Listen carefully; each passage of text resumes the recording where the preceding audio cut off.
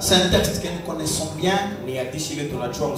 Genèse chapitre 8. Nous allons lire le verset 1 jusqu'à 12. Nous le lisons dans le nom précieux de notre Seigneur et Sauveur Jésus.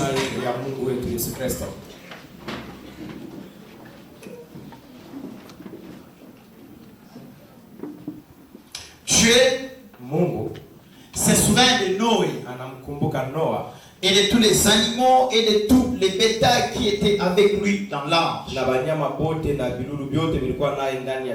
Et Dieu fit passer un vent sur la terre et les eaux s'apaisèrent. Le source de l'abîme et les éclises des cieux firent fermer. Avant que je n'avance, je m'aimerais dire à quelqu'un, il y aura un temps où Dieu ordonnera à ce que les sources de l'abîme soient fermées, les églises du ciel soient fermées, et que la pluie ne puisse plus tomber. Il y aura un temps que Dieu le fera. Peut-être tu ne m'as pas encore compris, mais tu me comprendras. Et la pluie ne tomba plus du ciel. Les hommes se retiraient dessus de la terre, s'en allant et s'éloignant. Et les eaux diminuèrent au bout de 150 jours. Le 7e mois, le 17e jour du mois, l'arche s'arrêta sur les montagnes d'Arara. Les eaux allèrent en diminuant jusqu'au 10e mois. Le 10e mois, le premier jour du mois, apparurent les sommets des montagnes. Au bout de 40 jours, Noé ouvrit la fenêtre qu'il avait faite à l'arche. Il lâcha les corbeaux qui sortit partant et revenant jusqu'à ce que les eaux eussent séché sur la terre. Il lâcha aussi la colonne pour voir si les eaux avaient diminué à la surface de la terre. Mais la colonne ne trouva aucun lieu pour poser la plante de son pied. Et elle revint à lui dans l'arche, car il y avait des eaux à la surface de toute la terre. Il avança la main, la prit et la fit rentrer auprès de lui dans l'arche. Il attendit encore 7 autres jours et il lâcha de nouveau la colonne hors de l'arche. La colonne revint à lui sur le soir. Et voici, une feuille d'olivier arrachée était dans son main. Noé connut ainsi que les eaux avaient diminué sous la terre. Il attendit encore 7 autres jours et il lâcha la colonne, mais elle ne revient plus. Que Dieu bénisse sa parole. Bien-aimés frères et sœurs, cette écriture, elle est inspirée de Dieu, comme l'apôtre Paul nous dit que toute écriture est inspirée de Dieu. Et cette écriture, elle est pleine de mystères, pleine de révélations que je ne saurais pas étaler en ces jours, parce que nous ne pouvons pas tout parler en un seul jour. Mais ce matin, je vais toucher seulement une portion de cette écriture pour pouvoir vous parler de la pensée que le Seigneur nous a mis à cœur. Pourquoi je vous avertis déjà? Parce que cette écriture, elle renferme beaucoup de doctrines, beaucoup de révélations bibliques. Cette écriture en elle cache le plan du salut. Cette écriture en elle cache le calendrier prophétique de Dieu par rapport au temps que l'humanité passera sur cette terre. C'est une écriture riche en révélation et en doctrine. S'il me faudrait expliquer Genèse chapitre 8, ça peut me prendre une année si je me mettais à expliquer Genèse chapitre 8. Une année. Si je me mettais à expliquer juste le chapitre 8, tel que je le disais, permettez-moi de me répéter. Il cache le plan du salut. Il cache les calendriers prophétiques de Dieu par rapport à l'existence de l'humanité sur cette terre. Mais ce matin, je vais juste prendre une portion. Comme je dis souvent, que toute la parole de Dieu, elle est comme la tunique de Joseph. Lorsque tu es de ce côté, tu regardes la tunique de Joseph, tu verras la couleur noire, blanche et rouge. Et si tu pars de l'autre côté, tu verras la couleur verte, orange et bleu. Donc la tunique de Joseph, elle est multicolore. Elle est multicolore. C'est comme ça que l'écriture. L'écriture est comme la tunique de Joseph. L'écriture est multicolore. Amen. Amen. Mais ce matin, je vais prendre juste une portion. Car ce matin, j'essaierai de brosser ici et là pour nous amener à capter la pensée de Dieu. Nous le savons tous que dans la typologie, tout le monde parle de ça. Dans toutes les églises, on parle de ça. Dans toutes les églises du monde, on connaît que l'arche de Noé typifie Jésus. Dans toutes les églises du monde, on explique aux gens clairement que nous devons entrer dans l'arche pour éviter aux pluies à venir. Amen. Amen. Et on typifie l'arche de Noé à Jésus. Et on typifie les pluies à venir. Je parle des pluies au pluriel. Qui typifie les jugements à venir. Pour dire clairement, pour échapper au jugement à venir, il faut entrer dans l'arche qui est Jésus. Amen. Amen. Ça, tout le monde le sait. Et lorsque l'eau de la pluie commençait à s'abattre sur l'arche, cela typifie encore une fois de plus Christ Jésus, qui est la véritable arche, qui a connu les jugements à notre place. Parce que l'arche était frappée par les eaux de la pluie, mais ceux-là qui étaient dans l'arche n'étaient pas touchés.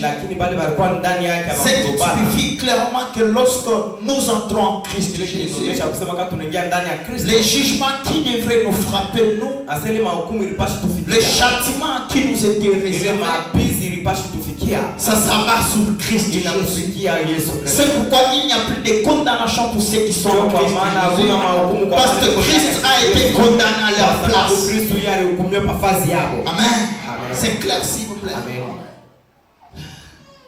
Et c'est pourquoi nous comprenons clairement que lorsque l'arche commençait à monter avec les eaux de la pluie, na ile maji ya mvua qui typifie l'église qui va aller en enlèvement. Ile inaonyesha kwamba kanisa itaenda kumnyakuo. Et pour expliquer et faire comprendre clairement que la même eau qui faisait monter l'arche à l'enlèvement, mais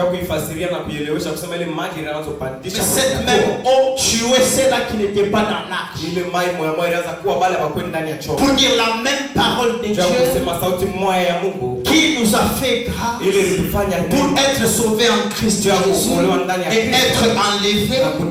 C'est la même parole de Dieu qui sera utilisée pour juger et condamner ceux-là qui ne seront pas dans l'arche. Donc je suis en train de vous dire, c'est une écriture qui cache beaucoup de merveilles. Beaucoup de merveilles. Comme par exemple les animaux qui étaient dans l'arche, ils ne pouvaient pas s'entretuer, ils ne pouvaient pas s'entremanger, parce que dans l'arche il n'y avait que Noé qui était le maître qui donnait la nourriture à tous les animaux comme lui il le voulait. C'est pour ça que dans Christ Jésus il n'y a personne qui peut te tuer. En Christ Jésus il n'y a personne qui peut te détruire. En Christ Jésus-Christ toute ta vie dépend de Jésus-Christ qui est le véritable Noé qui te donne la vie qui te faut.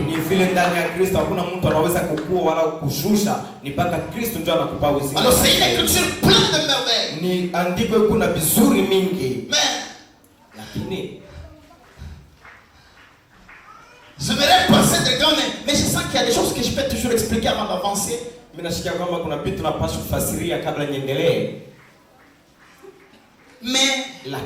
je dois me focaliser sur le message. Ce qui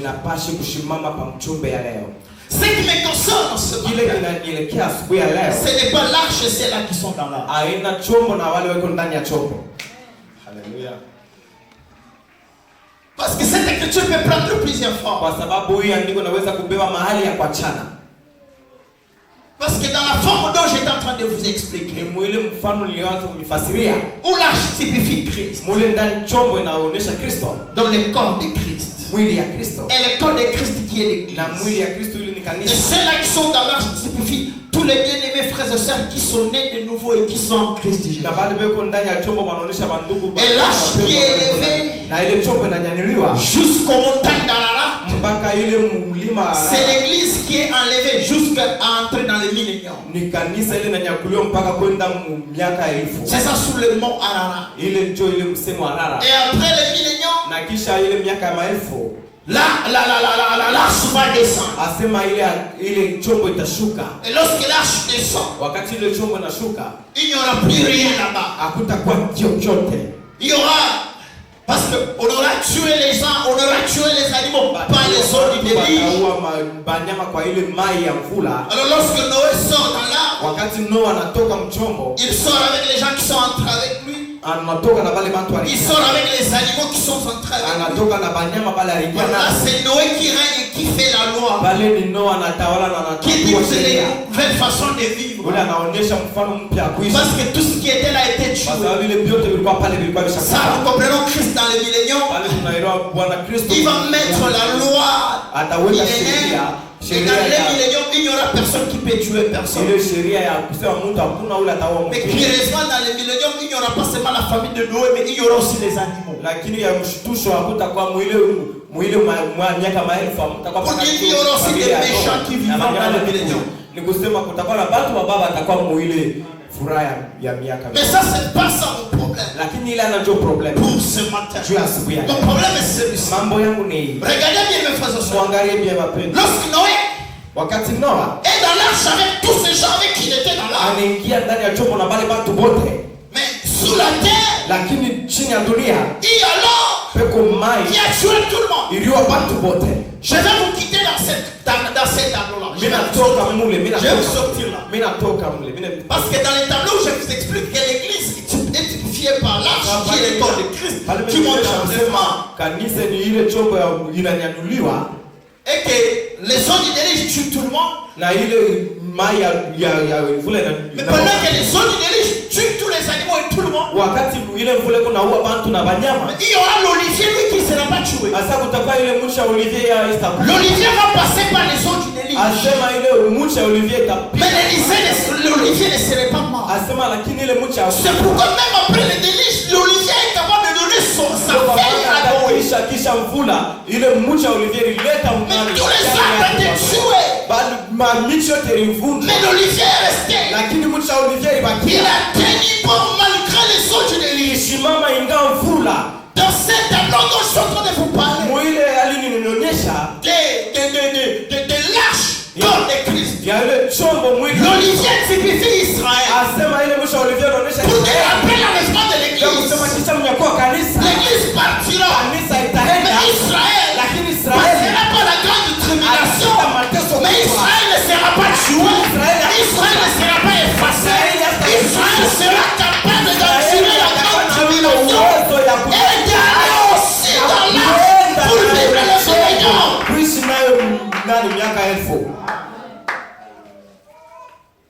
Mais je ne suis pas dans ces tableaux-là. C'est pourquoi je vous ai dit que cette écriture peut parler de beaucoup de choses. Si j'ai commencé déjà à vous parler ce que je vais vous parler aujourd'hui, les gens avertis qui écouteraient ce message, ils se diront non. L'olivier typifiait Israël. C'est pourquoi j'ai commencé par là. Amen. Alléluia. Alléluia. Amen. Permettez-moi, dans la folie de l'écriture, d'expliquer autrement cette écriture. Parce que ce qui est vrai, c'est quoi? La parole de Dieu, elle est comme les nuées. Lorsque les vents arrivent, les vents balancent la nuée. Lorsque les nuées sont balancées, elles donnent la lumière au tréma. Et avec le même soleil, le même soleil, lorsqu'on balance les nuées, le soleil donne une lumière un peu floue. Mais lorsque les nuées sont balancées autrement, le soleil devient un peu ardent. C'est là que je comprends que l'écriture, nous pouvons la balancer et l'expliquer de plusieurs manières. Parce que la Bible dit que Dieu a parlé de la même chose, mais de plusieurs manières et à plusieurs reprises. Maintenant, j'entre dans le message du jour. Ce matin, je m'en vais dire à quelqu'un, quel que soit ce que tu traverses, quel que soit ce que tu connais, quels que soient les temps durs, quels que soient les temps difficiles, garde ton huile. Garde ton huile. Garde ton huile, oui, garde ton huile. Mafuta yako. Ingawa wakati unapitisha, quel que soit le problème, ingawa tabu magumu uko nayo, quelles que soient les difficultés que tu as, ingawa kuzauriwa, kushushwa, kumeuliwa, kusambuliwa, pour ce moment, chunga mafuta. Garde ton huile. Chunga mafuta. Garde ton huile. Ukweli unakawa, asema le mariage entraîné. Watoto bakuye, les enfants même pas. Maisha inakuwa nguvu. La vie très difficile. Rentrée scolaire yoi. Toute chose très catastrophique. Mais uyafanya kitu. Et tu n'as rien fait jusque-là. Chunga mafuta. Garde ton huile. Ne change pas ton huile pour rien. Usibadilishe mafuta yako kwa chochote. Garde ton huile. Asema. Vous connaissez l'histoire des vierges folles et vierges sages. Acha mnajua ile fumbo ya wale banamuke batano babikira ba. Les vierges folles. Bale babaya. Elles n'ont pas su gérer lui. Abakujue kulinda mafuta. Elles se sont retrouvées dehors. Banejikuta nje. Là où il y avait des pleurs et des craintes. Bale balikuwa malalamiko na kulia. Garde ton huile. Chunga mafuta yako. Même si l'époux tarde à revenir. Ingawa mbwana anakawia kufika. Garde ton huile. Chunga mafuta yako. Même si les choses deviennent difficiles. Hata kama vitu vinakuwa ngumu kiasi gani. Garde ton huile. Chunga mafuta yako.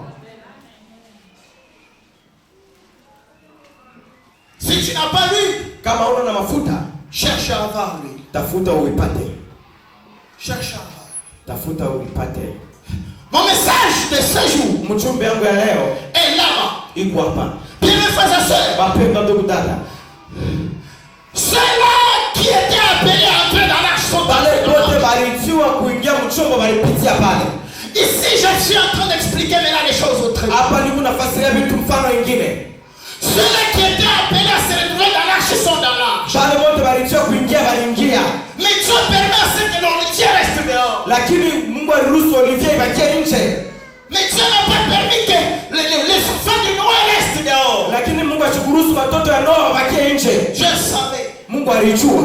Il n'était pas capable de tenir dehors. Ashikuwe na uwezo wa kusimama nje. Les enfants de Noé n'étaient pas capables de tenir. Watoto wa Noa hawakupashi kuweza kuishi. Les eaux du déluge devraient les tuer. Mai ya mvula ilipashi kubaua. Mais Dieu a permis que l'olivier reste dehors. Lakini Mungu aliruhusu olivier. Parce que Dieu savait que l'olivier est capable d'endurer les eaux. L'olivier est capable d'endurer le soleil. L'olivier est capable d'endurer les coups. Pourquoi Dieu a permis que l'olivier reste dehors?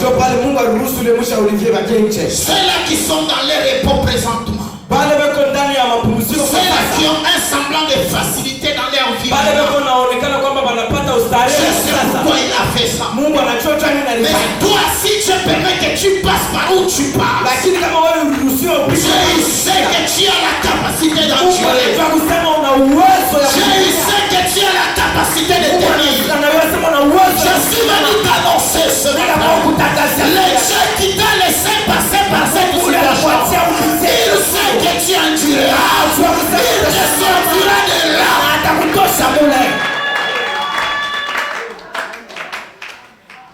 Alléluia. Amen. Bien mes frères et sœurs, l'olivier est resté dans les eaux du déluge. Mais les autres arbres sont morts. Les animaux sont morts. Mais l'olivier est resté.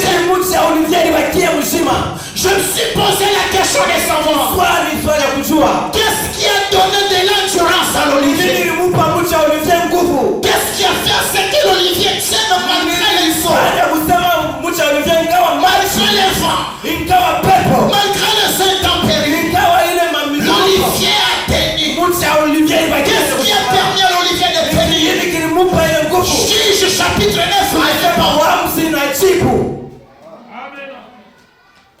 Juge chapitre 9 me dit les arbres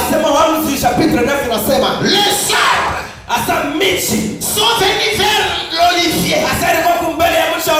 Ils ont dit à l'olivier, l'olivier, viens règne sous nous.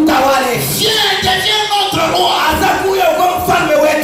Mais ici, les arbres n'ont pas expliqué leurs intentions. Mais l'olivier a discerné les intentions des arbres. Et l'olivier répond, renoncerai-je à mon huile qui m'assure les hommages de Dieu et les hommages des hommes pour aller régner sur vous. L'olivier explique l'intention cachée des arbres.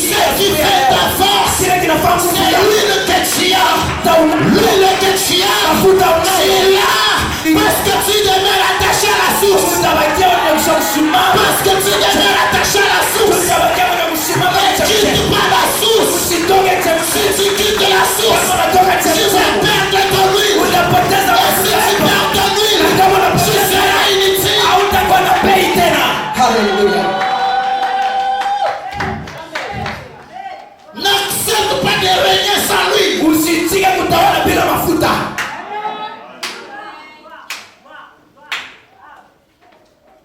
Ça peut arriver. Inaweza kufika. De perdre la confiance des hommes. Kupoteza ile tumaini ya watu. Parce que tu n'as pas accepté de se détacher de la source. Kwa sababu ubichike kutoka kuchemchemi. Reste là. Bakia pale. Les hommes peuvent t'insulter. Watu wanaweza kuchambula. Les hommes peuvent te mépriser. Watu wanaweza kuvuruga. Les hommes peuvent parler à mal contre watu wanaweza kusemea vibaya. Mais reste attaché. Lakini wewe bakia mwenye kuambatana na chemchemi. Aussi longtemps que tu gardes lui. Kama ungaliki na bagina chuma. Malgré les sons du délit. Hata ingawa maji ya furaha. Wewe hautakuwa. Lui te donnera la capacité de surmonter les coups, les blessures, les insultes, le mépris, le rejet, le façon. Lui te donnera à tenir. Même si tout le monde te quitte, lui va attirer les gens au bout de toi.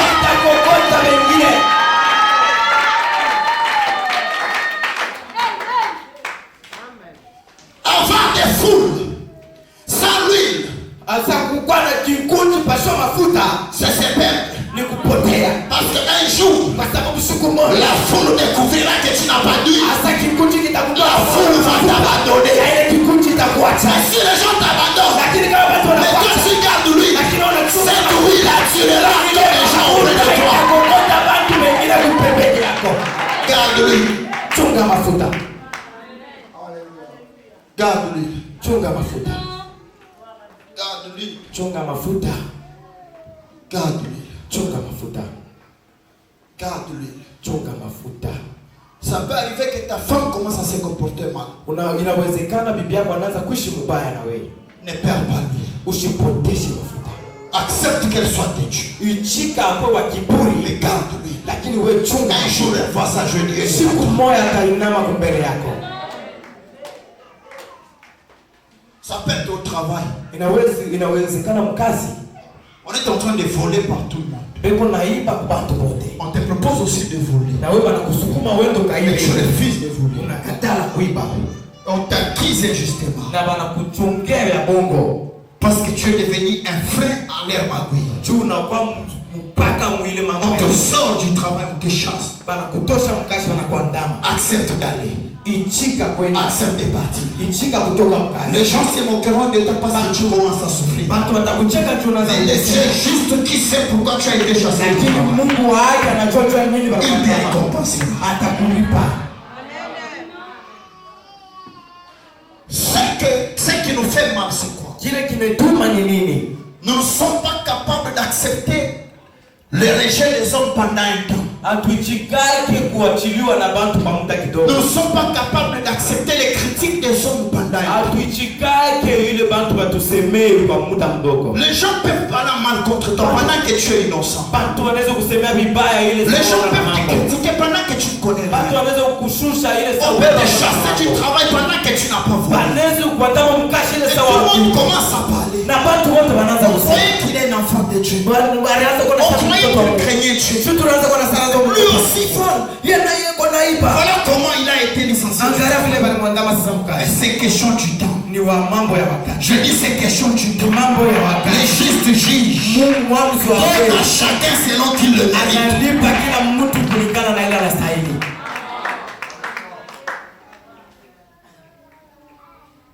Ne compromets pas ta foi. Garde-lui. Chunga mafuta. Garde-lui. Chunga mafuta. Garde-lui. Chunga mafuta. Il y a quelque chose que je n'ai pas compris.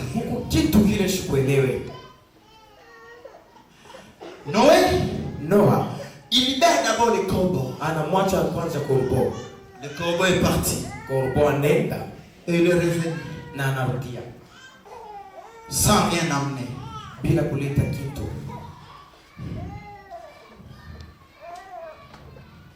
Je crois que pendant les corbeaux étaient en train de survoler. Le corbeau c'est un charognard.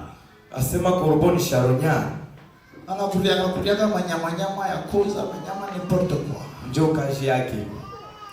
Je crois que pendant qu'il a été lâché par Noé, wakati walimwacha kwa Noa, pendant qu'il s'envolait, wakati alikuwa juu, abandonné. unashikia kuacha, unishikie msuri. Tu n'es pas une viande pourrie. Asema wao na nyama ya kuua. Si tu étais une viande pourrie, les corbeaux s'attardaient sur toi. Kama ulikuwa nyama ya kosa, corbeau. Parce que tu es l'olivier, les corbeaux n'ont pas affaire avec l'olivier. Olivier, corbeau chukwe na. Si kama basa na makita na bango basa l'assemblée en prospérité, mais jour moko comprendre que basa na kaka ba nyama ya kopola ya paha. Kuba wale wanaonekana sana wanaendelea. Mwisho wataelewa sasa watakuwa nyama ya kula hivi. L'olivier est resté là. Il bakia pale. Peut-être croyant que l'olivier était oublié de laisser abandonner. Saa zingine mcha Olivier ilikuwa imeshasaulika. Olivier, écoute-moi bien. Olivier unishikie. Le corbeau ne peut pas te repérer. Asa corbeau sa waza. Le corbeau n'a rien à faire avec. Asa corbeau shina na le corbeau va aider les amis semblables à lui, le corbeau comme lui. Asa corbeau atasaidia marafiki yake wa kukutana. Toi la colombe vient. Asema wewe toi la colombe vient. Wewe chunga patiente la colombe vient. Asa chunga pisho yako nakuya. Il y a des garçons corbeaux. Kuku ba garçon ba corbeau qui s'intéressent aux filles corbeaux. Beko na badada qui sortent avec des filles corbeaux. Beko na toka na badada qui s'achètent des téléphones grand cri corbeaux. Qui s'achètent des habits luxueux corbeaux. Et toi tu sembles être négligé, abandonné, souffrier. Tu es l'olivier. Attends-toi à la colombe qui va te localiser. Attends-toi à la colombe qui viendra avec toi. Parce que le corbeau, lui, lorsqu'il vient chez toi, il mange, il te laisse dans les eaux, il te laissera dans les eaux. Mais la colombe, lorsqu'elle viendra, elle te sortira de là, elle te ramènera dans l'arche.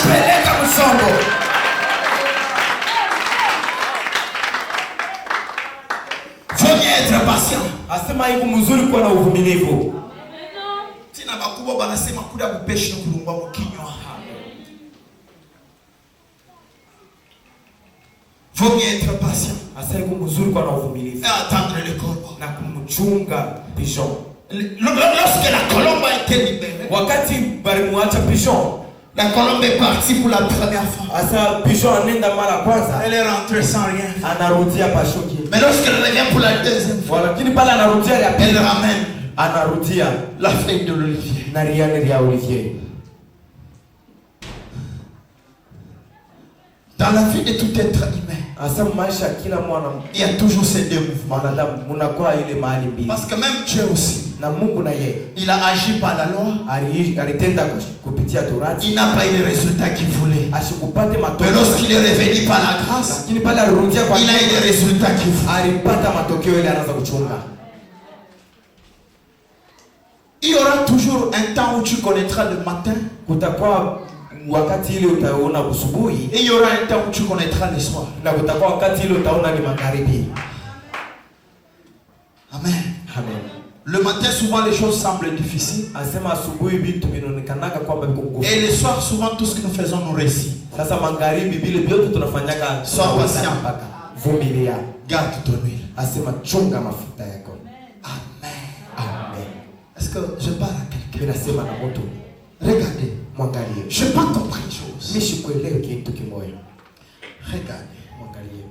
La colombe est partie. Asema pigeon anenda. Elle est revenue. Anarudia. Lorsqu'elle part, wakati anenda, elle localise l'olivier. Anenda anampata olivier. Elle récupère une feuille d'olivier. Nyangani yako kariani kamoya. Elle vient présenter ça à Noé. Anamuonesha yo Noa.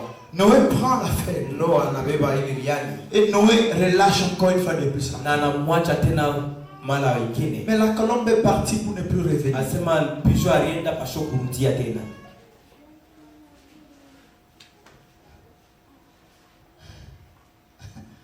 La colombe est partie pour ne plus revenir. Pigeon aliendelea.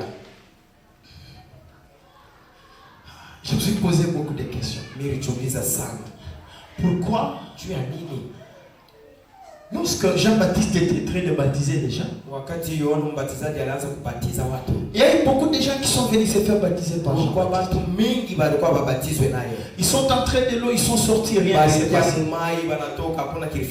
Mais lorsque Jésus-Christ lakini wakati Kristo pour se faire baptiser par Jean, il entre dans l'eau, les ciels s'ouvrent. asa mbingu inafunguka. C'est comme si Noé était en train d'ouvrir la fenêtre. C'est comme si la colombe que Noé avait lâchée, qui était partie sans pour autant revenir, avait trouvé l'occasion de revenir maintenant. Parce que dans tout l'Ancien Testament, cherchez, vous ne trouverez pas là où cette colombe a été retrouvée. Depuis qu'elle était partie de l'arche. Mais je regarde, tu vois Jésus dans l'eau. Laissez s'ouvrir. Laissez parler. Et après que le ciel ait parlé, la Bible dit, le Saint-Esprit est descendu sur Jésus. Écoutez-moi bien. Pas sous forme du corbeau. Pas sous forme du lion. Pas sous forme des hirondelles. Mais la Bible dit, le Saint-Esprit est descendu comme une colombe sur Jésus-Christ. Alléluia. Amen. Regardez. Là, je comprends une chose.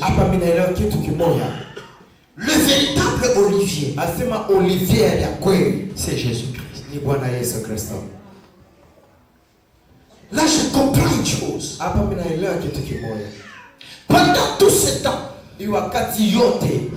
que la colombe cherchait pour retrouver l'olivier, il ne l'avait pas retrouvé. Mais lorsque la colombe retrouve maintenant le véritable olivier, la colombe est venue descendre sur lui. Lorsque la colombe descend sur lui, c'est d'ailleurs qu'elle le sépare. Les cieux s'ouvrent.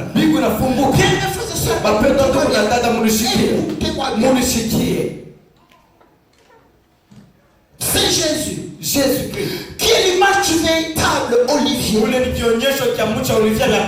également lui-même l'image du véritable Esprit Saint. Parce qu'il est celui qui a existé avant qu'il vienne dans ce monde.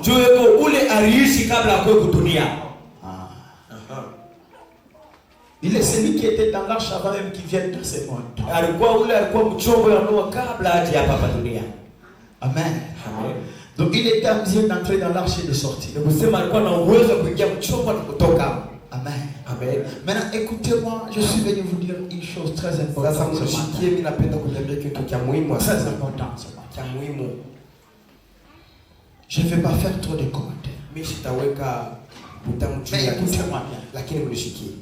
Pourquoi lorsque l'Esprit Saint descend sur Jésus, on typifie la descente de l'Esprit Saint sur Jésus-Christ à la descente de la colombe.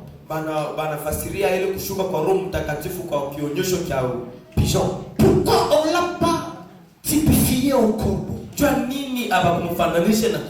au lion, au chien?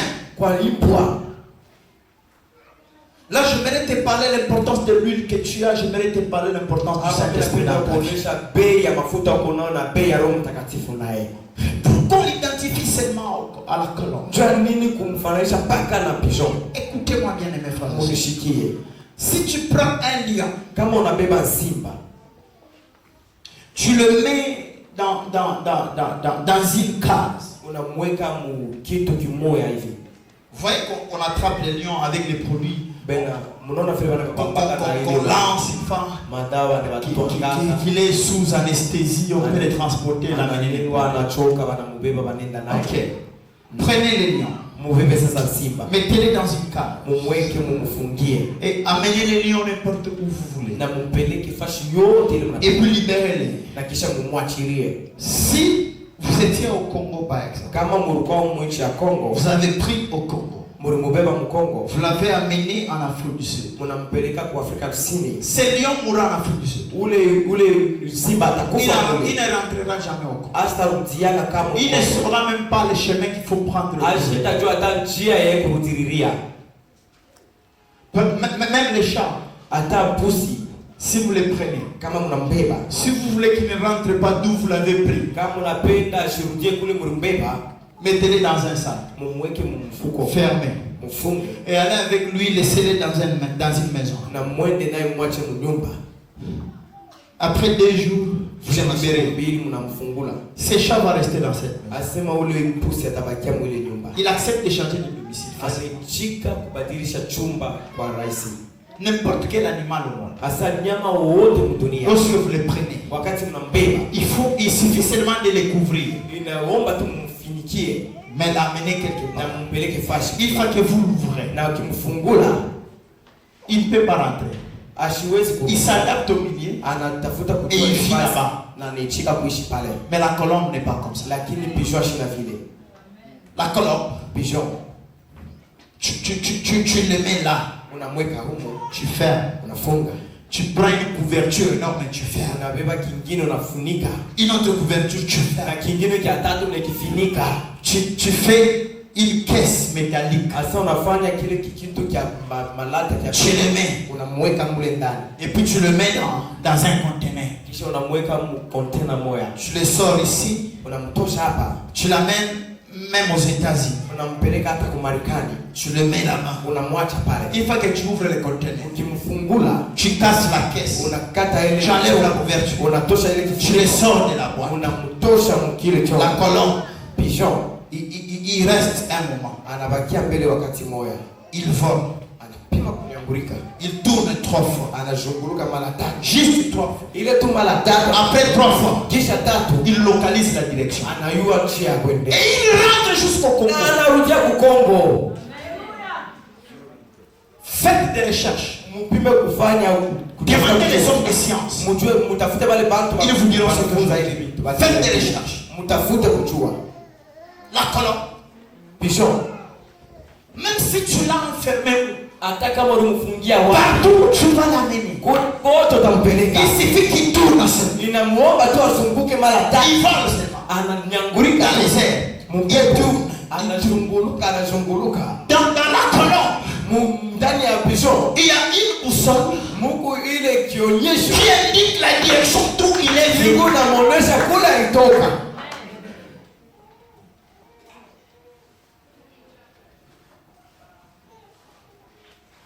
Voilà pourquoi on n'a pas typifié la descente du Saint-Esprit sur Jésus à une autre chose. On l'a typifié à la colombe. Pour dire quoi? Écoutez. Jésus, lorsqu'il dit je m'en vais, mais je ne vous laisserai pas. Je reviendrai à vous. Jésus, lorsqu'il dit ne quittez pas, attendez la promesse du Père. Jésus dit lorsqu'il promet le Saint-Esprit, il le fait avec raison. Jésus pouvait laisser ses disciples tout. Il avait le pouvoir de faire à ce que dans les poissons que l'argent sort. Il avait le pouvoir de multiplier les pains, multiplier les poissons. Il avait le pouvoir de prendre juste la poussière et créer les yeux. Parce que c'est ça qu'il avait fait avec ses gars. Il est en train de confirmer clairement que c'est bien lui le créateur qui avait créé l'homme. Il n'y a que lui qui a des pièces de rechange. Il a eu la possibilité d'échanger les yeux de cet homme avec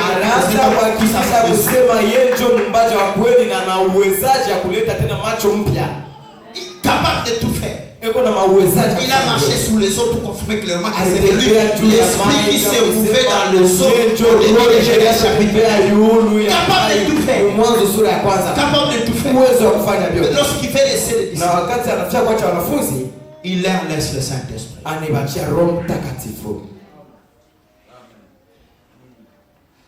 Vous savez pourquoi? Au-delà de tout ce que le Saint-Esprit peut nous donner, le Saint-Esprit connaît d'où nous sommes venus. Le Saint-Esprit connaît les chemins de retour d'où nous sommes venus. Le Saint-Esprit a nous fera assez. Même si on nous couvre, même si on nous propose, même si on nous amène, le Saint-Esprit a nous fera que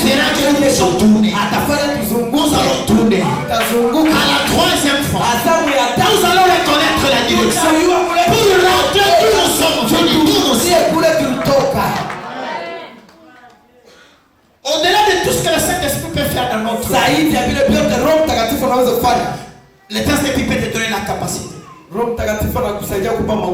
l'intelligence, le pouvoir, la puissance, les dons de guérison, les dons de miracles.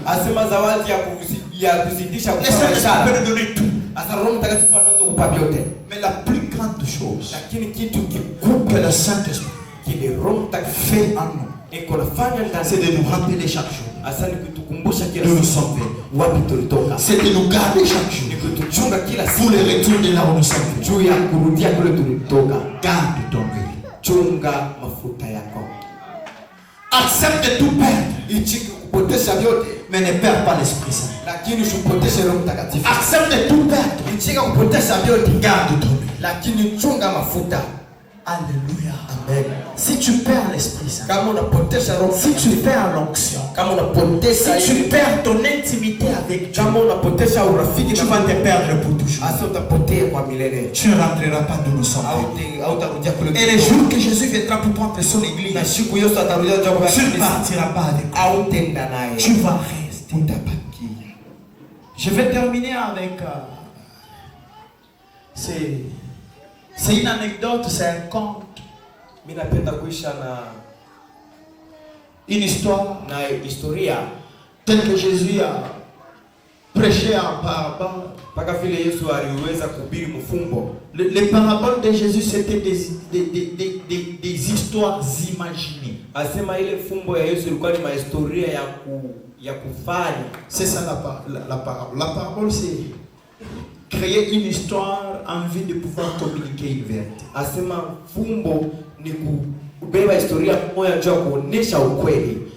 jour, il y avait un jeune homme qui est parti dans un village.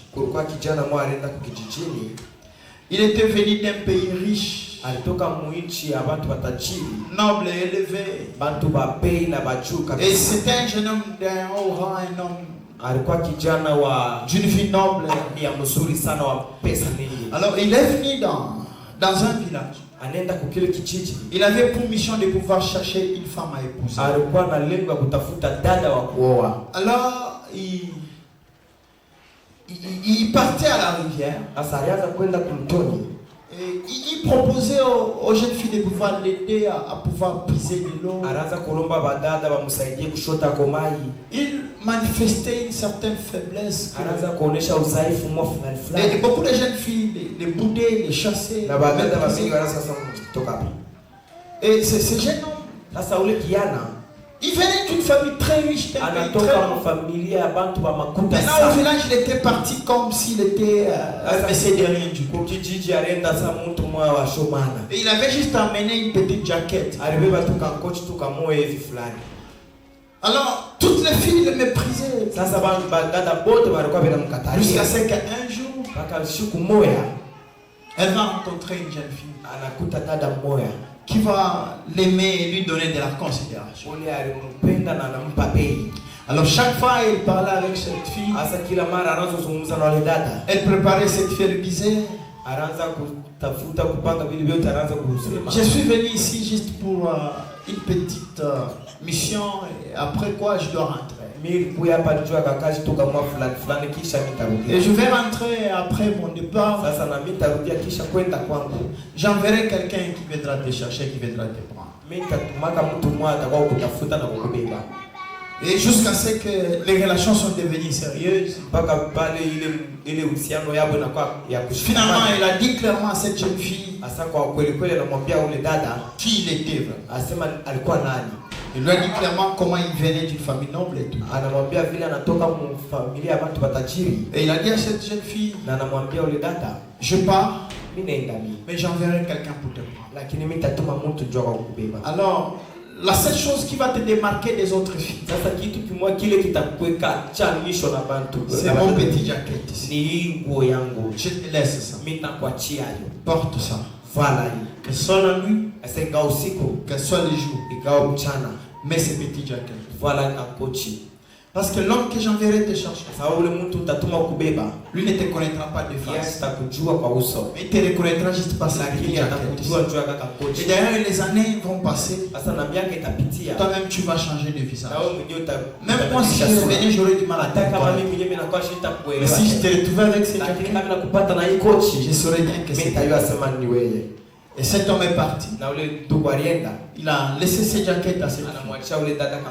La fille, chaque jour, elle mettait quelle jaquette? Partout. Une année, 2 ans, 3 ans.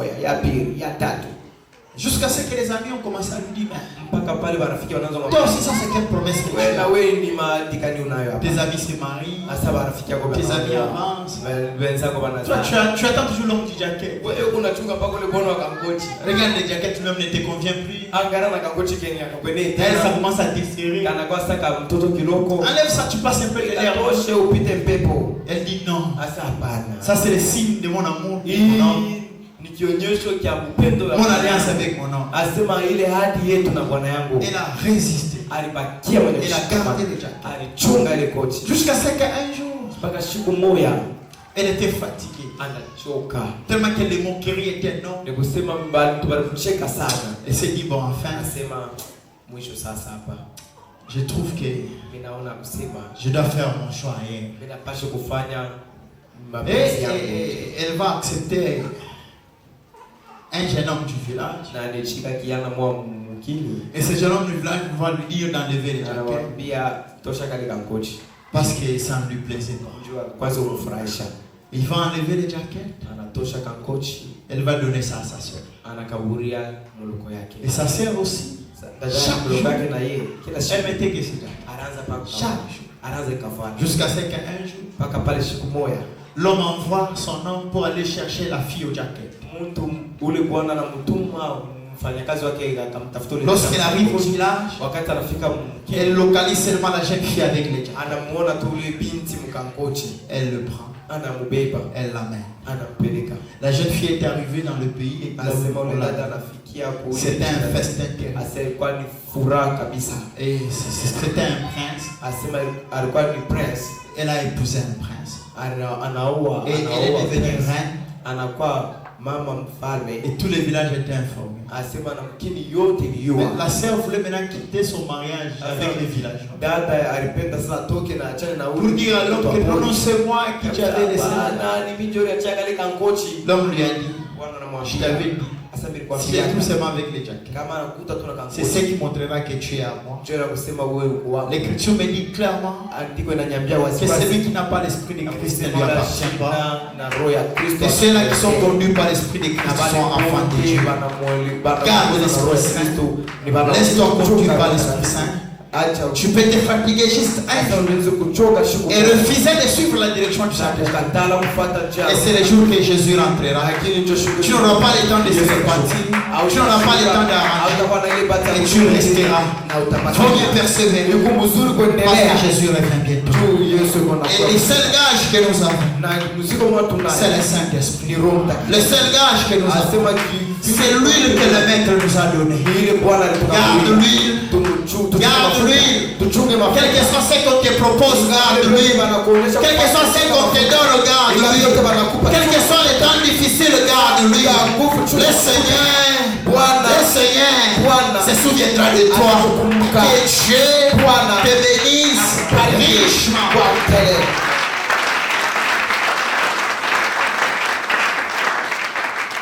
Amen. Alléluia. Bien-aimés frères et sœurs, c'est le petit message que j'avais à partager avec vous ce matin. Est-ce que nous pouvons remercier juste le Seigneur pour le petit message?